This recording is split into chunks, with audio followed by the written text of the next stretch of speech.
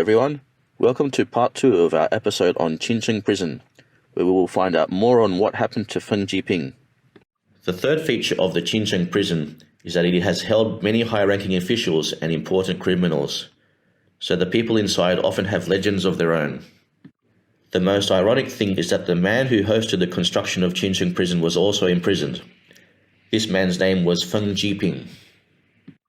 From November 1949 to December 1953, he served as Deputy Director of the Beijing Municipal Public Security Bureau, member of the Supreme People's Procuratorate, Deputy Director of the Beijing Municipal People's Procuratorate, and the Director of the Beijing Municipal Public Security Bureau. From December 1953 to September 1964, he served as Deputy Director of the Beijing Municipal Political and Legal Committee, Vice Mayor of the Beijing Municipal People's Government, member of the Standing Committee of the Beijing Municipal Committee, Director of the Beijing Municipal Urban Construction Committee, Secretary of the Beijing Municipal Committee's Rural Work Committee, Secretary of the Beijing Municipal Committee's Secretariat, and Vice President of the China-Cuba Friendship Association. Although Feng Jiping is not too famous amongst young people these days, he held a high position at the time. In 1957, when he served in Beijing, he approved the inspection and construction of the road to Qincheng Prison. He also arranged the design of buildings and facilities inside the prison. It is said that for many of the prison's measures and regulations, such as setting up of closed isolation cells for felons, Feng Jiping made the decisions. Although he was considered the originator of the cell room in the communist state, he ended up being imprisoned in the felon isolation room designed by himself. Let's look at why he was imprisoned. On May 16, 1966, Mao Zedong's long-planned Cultural Revolution began. The most important figure to be oppressed in the Cultural Revolution was Liu Shaoqi, who had been chosen by Mao as his successor and later identified by Mao as the traitor.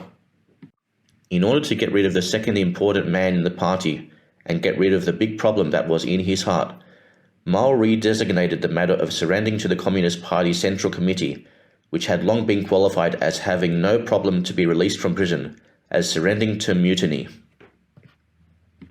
This happened in the Northern Bureau of the Communist Party of China.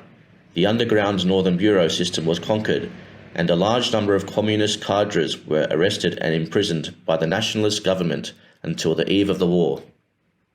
Later, with the consent of Liu Shaoqi, the newly appointed secretary of the Northern Bureau, the communist cadres were released from prison after posting repentance notices in newspapers.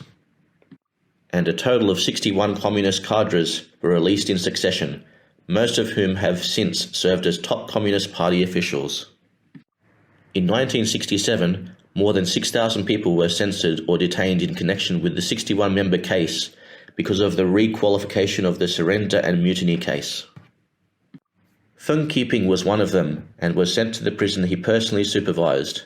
In order to make Feng Jiping confess to his crimes of anti-party, traitorous, treasonous to the revolution, and building his own circle as soon as possible, the task force would sometimes take him to the interrogation room at midnight for surprise interrogation. The project team practiced non-stop trial from the morning until late at night and tortured him with fatigue. After 1949, Liu Shaoqi, fearing that the incriminating evidence would be exposed, first instructed An Ziwen, the head of the Central Organization Department, to remove some of the materials of the 61 traitors from the Beijing Public Security Bureau through Feng Jiping, and then sent Luo Ruiqing, the former Minister of Public Security, to destroy the traitors' archives in various places. However, Feng Jiping indicated that he had never seen the 61 people's files. For a senior security officer like Feng Jiping, the task force's use of torture to get him to confess was hopeless. So they began to mentally humiliate and stimulate him, saying, "You just hate the Communist Party, and you gnash your teeth when you hear the word Communist Party." Unexpectedly, Feng Jiping opened his mouth wide. The dentures inside had been removed by the task force, and sneered, "Please look carefully. My mouth has no teeth. How can I gnash my teeth?" The task force was furious and added another charge of being a hardened counter-revolutionary. Then he was put in slant-back cuffs. The so-called slant-back handcuffs meant that the prisoner's two arms were twisted up and down behind his back, and the two hands were handcuffed together at the back. Being handcuffed for such a long time like this, the prisoner's hand or arm was likely to become disabled. Even one day of the back cuffs can be very painful, but Feng Jiping had them for 4 years. It's scary enough to think about it today. I don't know how he could facilitate, eat, sleep, and wash. The task force also tortured him in various ways. They had beaters beat him. They gave him poisonous injections, making him cough and gasp and vomit blood repeatedly. When he could bear it no more, Feng Jiping kept shouting in prison, "Down with the fascist dictatorship." After being interrogated and tortured once, Feng Jiping dragged his shackles and walked back to his cell. When he entered the hallway, he suddenly shouted, "Unite, fellow prisoners." Then several guards swarmed him, pressing his arms and gagging him, while the task force shouted. Don't let him spread bad words. From then on, Feng Jiping was deprived of the right to have free time, and was fortunate enough to live in the isolation room for serious criminals that he had supervised before. The walls were glued with rubber skin, with no window or light, so that even if the detainees were desperate enough to die, they could not commit suicide. The air was thin in the cell. Feng often found it hard to breathe. With 4 years of having his hands behind his back, Feng's body was seriously wrenched with many wounds. On September 13, 1971, Mao's close comrade and successor Lin Biao, who was added to the Communist Party's constitution, crashed into a plane in Wenderkan, Mongolia, and the political situation in China then began to change. Since Liu Shaoqi had already been defeated, Mao's goal had been achieved, but because of this incident he put all the blame on Lin Biao, and then released various political prisoners one after the other. By the end of 1975, he was the only one left among the same group of prisoners as Feng Jiping. Finally, Qincheng and others had to release him as well. But the case team did not let him stay in Beijing and forcibly escorted him to the railway station to send him to Shanxi. Feng Jiping said, "I'm not going because I haven't resolved my problems." Seeing his obstinacy, Qincheng and others said that he was mentally ill and sent him to the psychiatric department of the hospital. The time came in 1976 when Mao Zedong's wife Jiang Qing and other members of the Gang of Four were arrested.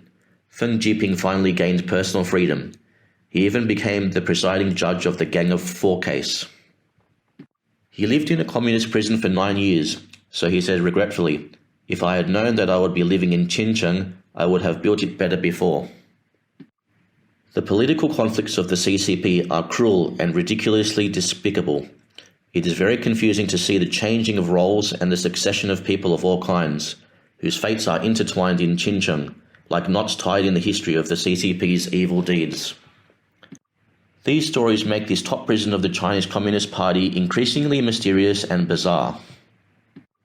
Currently, most of China's top officials at the provincial and ministerial levels and above are held in Qincheng Prison after being sentenced, such as Zhou Yongkang, Bo Xilai, Wang Lijun, and other fallen officials. Qincheng Prison can be said to have witnessed the life of many high-ranking officials. Some people say that these people are caught in Qincheng because of the loss of internal fighting. It's not just that. The grinder of the Chinese Communist Party is not used to identify good and evil. It is only a tool of violence. As long as you enter this devil organization, you can no longer predict what will happen to you. Thanks for listening. If you enjoyed our video, please like and subscribe and share with your friends. Bye for now.